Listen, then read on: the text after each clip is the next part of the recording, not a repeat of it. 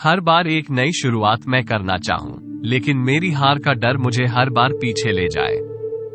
बचपन से जिस प्रकार के समाज में हमारी परवरिश हुई है, वहां हमें यही सिखाया गया है कि जिंदगी में कभी हारना नहीं है, हमेशा सबसे आगे रहना है। और इस प्रकार के विचार पनपना के कारण उसे बच्चों के मन में हर के प्रति एक डर पैदा हो जाता है। जब भी हम किसी बच्चे को अच्छे अंक लाने के लिए चॉकलेट देते हैं और खराब अंक आने पर उसे डांटते हैं, तो हम जाने अनजाने उसके मन के अंदर एक डर पैदा कर रहे होते हैं और कहते हैं कि बचपन में बच्चों के मन में बोया गया बीज जिंदगी भर पलता है। वो बच्चा जीवन में हमेशा एक नई शुरुआत करने के लिए डरता रहेगा, और इसका जिम्मेदार कौन है? इसीलिए अपने बच्चों के मन में ऐसे बीज बोए कि वो कभी अपनी हार से डरे ना, कभी जीवन में एक नई शुरुआत करने के लिए उसके कदम पीछे ना हटे। आज की जो बौद्ध कहानी मैं आपको सुनने वाला हूँ, उसमें आपको 2 ऐसे सूत्र मिलेंगे जिसे जानने के बाद आप जीवन में कभी भी नई शुरुआत करने के लिए दोगे नहीं, बल्कि हर शुरुआत बड़े जोश और उत्साह के साथ करोगी। इससे पहले कि आप इस कहानी में खो जाए, इस चैनल को सब्सक्राइब जरूर कर ले। तो चलिए कहानी शुरू करते हैं। जो इंसान अपने जीवन में कभी नौकरी नहीं करना चाहता, उसके पास जीवन में कुछ पैसा कमाने के कुछ ही विकल्प बचते हैं, और उनमें से एक विकल्प होता है रोजगार। शाम की भी हालत ऐसी ही थी। ऐसा नहीं था कि उसने जीवन में पढ़ने की कोशिश नहीं की या फिर कोई नौकरी पाने की कोशिश नहीं की। बचपन से ही वो पढ़ाई लिखाई में इतना तेज नहीं था, इसीलिए उसे अच्छी नौकरी नहीं मिल पाई, और जो नौकरी उसे मिला उसमें उसकी वेतन तो कम मिलता था, लेकिन उसे मेहनत ज्यादा करवाई जाती थी। उसे वेतन में उसका अपना खर्च भी नहीं चल पाता था, तो वह अपने परिवार का खर्च कैसे चलता? घर में उसकी पत्नी थी, उसके बच्चे थे, उसके माता पिता थे। इतने लोगों का पेट पालना, वो भी मामूली वेतन के साथ, और वह भी इतनी महंगाई में, वो उसके लिए नामुमकिन सा हो गया था। इसीलिए उसने एक बार हिम्मत करके अपनी नौकरी छोड़ने का निर्णय लिया। नौकरी छोड़ने के बाद उसने कारोबार करने का फैसला लिया, लेकिन उन कारोबार के लिए तो धन चाहिए, पैसा चाहिए, और वो उसके पास था नहीं, तो वो कारोबार कैसे करता? इसीलिए उसने कारोबार करने के लिए अपने सगे संबंधियों और अपने दोस्तों से धन उधार ले लिया। उसने उसे काम को ऊंचाइयों तक पहुंचाने के लिए भरपूर जानकारी इकट्ठी कर ली थी। इसीलिए उसे इस बात का विश्वास था कि वो इस काम को एक नई ऊंचाई प्रदान कर सकता है। काम शुरू करने के बाद कुछ दिन तो काम पूरे जोरों पर चला, लेकिन कुछ दिनों के बाद उसका काम ठंडा पड़ता आ गया। अब दिन रात उसके सर पर यही चिंता सवार रहती कि वो अपने दोस्तों और अपने सगे संबंधियों का धन कैसे वापस करेगा। उसे इस बात की बहुत चिंता हो गई थी, इसीलिए वो शराब भी पीने लग गया था। कहते हैं कि जब नाश मनुज पर छाता है तो पहले विवेक मर जाता है। मतलब जब भी किसी पर समस्या आती है तो सबसे पहले उसका विवेक यानी कि उसकी बुद्धि मर जाती है, और यही शाम के साथ हो रहा था। अब उसके अपने परिवार के साथ लड़ाई झगड़ा भी बढ़ने लगे थे। दिन दिन बीतने के साथ उसकी हालत और भी ज्यादा खराब होती जा रही थी। अब उसके सगे संबंधियों और उसके दोस्तों ने अपना धन वापस मांगना शुरू कर दिया, लेकिन उसके पास धन वापस देने के लिए तो बचा ही नहीं था। जो कुछ धन बचा था वो उसको शराब में उड़ा रहा था। जब बार बार मांगने पर भी उसने उनका धन नहीं लुटता, तो वो उसके घर पर पहुंचने लग गए। अब रात दिन उसके घर पर कर्जदारों की कतार लगी होती थी। कुछ दिन तो शाम ने उन्हें ये कहकर टाल दिया कि अभी कुछ दिनों में मैं आपका पैसा वापस कर दूंगा, लेकिन कुछ दिनों के बाद भी बंदोबस्त होने की कोई संभावना उसे नजर नहीं आ रही थी। बात अब लड़ाई झगड़ा तक पहुंचने लगी थी। रोज अलग अलग लोगों के साथ गाली गलौच और लड़ाई झगड़े से शाम बहुत परेशान हो गया था। वह अपने जीवन से पूरी तरह निराश हो चुका था। वो अक्सर यही सोचा करता था कि इंसान से अच्छा तो जानवरों का जीवन होता है। ऐसे ख्यालात पनपना के कारण उसके अंदर आत्महत्या करने के विचार आने लगे थे। लेकिन अपने परिवार को अपने ऊपर ही निर्भर पाकर वो ये कदम नहीं उठा पाता था। लेकिन अब परिस्थितियों और भी भयानक रूप लेने वाली थी। कुछ ही दिनों के बाद उसकी पत्नी की भी मौत हो गई और अब वह अपने बच्चों और अपने माता पिता के साथ अकेला ही बच गया था। पहले तो उसकी पत्नी उसे हिम्मत दे दिया करती थी, लेकिन अब उसे हिम्मत देने वाला कोई भी नहीं था।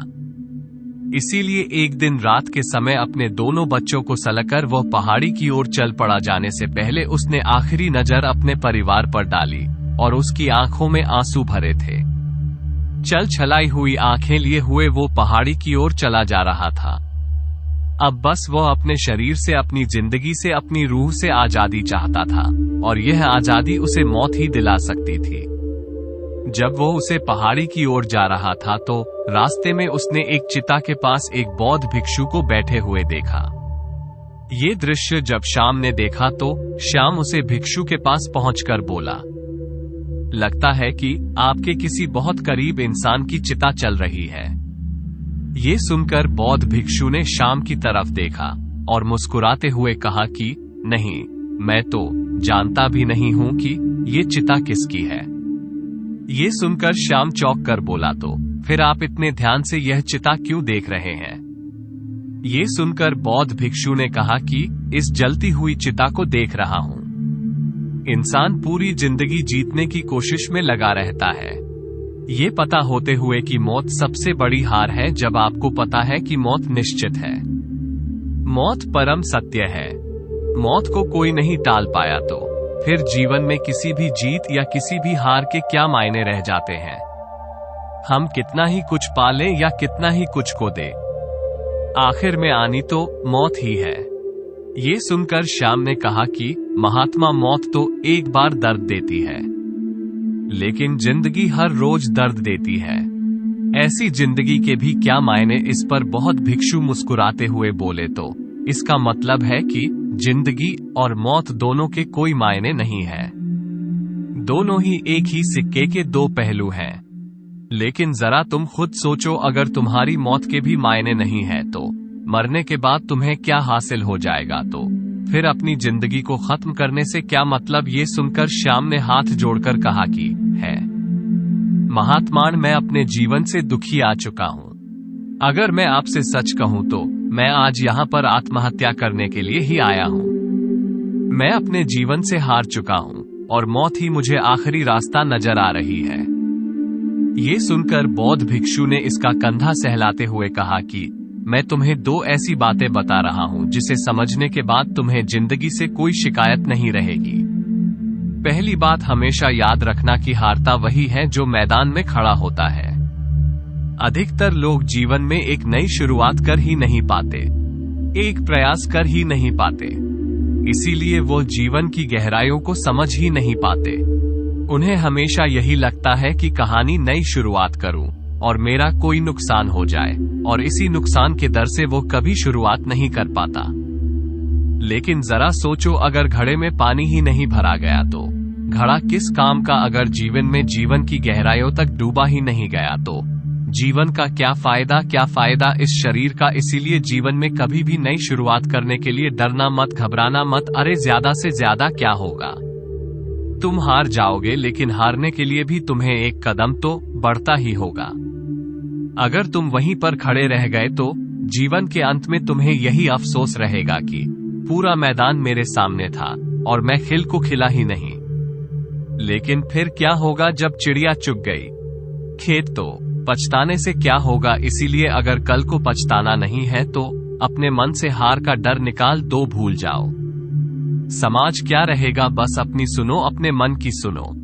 अगर आपके मन को लग रहा है कि आप किसी काम को, किसी रोजगार को अच्छे तरीके से कर सकते हैं तो उसको शुरू करने में कभी भी घबराना मत, वरना तो जिंदगी भर आपको यही अफसोस रहेगा कि मैं कर सकता था। और दूसरी बात जो हमेशा याद रखनी है वो ये कि हार कर भी यहाँ खेल से कोई बाहर नहीं होता। मौत से पहले जिंदगी आपको अनगिनत मौके दे देती है, लेकिन वो आपके ऊपर निर्भर करता है कि आप कितने मौके ढूंढ पाते हैं। जिंदगी एक ऐसा खेल है जहां हारकर भी कोई खेल से बाहर नहीं होता। अगर हम एक बार हार गए तो हमें दोबारा नई शुरुआत करनी चाहिए, लेकिन पहले वाली हार का डर हमारे मन में बैठा रहता है। इसीलिए हम दूसरी शुरुआत नहीं कर पाते। आपके जीवन में चाहे जितनी भी हार मिले, लेकिन आप कभी हार मत मानना, क्योंकि आपका जीवन आपको अनगिनत मौके और देगा। आपको दोबारा से ऊपर उठने के और नए नए रास्ते दिखाएगा। लेकिन आप अपने जीवन से कभी निराश मत होना। आखिर में तो ये शरीर खाक हो ही जाना है। सब कुछ हारकर यही छोड़कर जाना है, तो फिर हम जीते जी क्यों हरमैन। कम से कम अपने जीवन को हम कोशिशें का एक सागर तो बना सकते हैं। चलिए मान लिया कि हमने जीवन में कुछ नहीं पाया, लेकिन हमने जीवन में कोशिशें तो की, हमने जीवन को अनुभव तो किया। कम से कम जीवन से खाली हाथ तो नहीं लौट रहे। इसीलिए फिक्र को आज ही आग लगा दीजिए और एक नई शुरुआत करिए। देखिए, शुरुआत आपको एक नया हौसला देगी। माँ के हर हर है माँ के जीते जीत, इसीलिए अपने मन में उमंगे भरिए, उत्साह भरिए, जोश भरिए और एक नई शुरुआत करिए। तो दोस्तों, कैसी लगी यह कहानी आपको? कमेंट सेक्शन में जरूर बताना, और अच्छी लगी हो तो इस चैनल को सब्सक्राइब जरूर कर देना। तो मिलते हैं अगली कहानी में, तब तक के लिए अपना ख्याल रखें।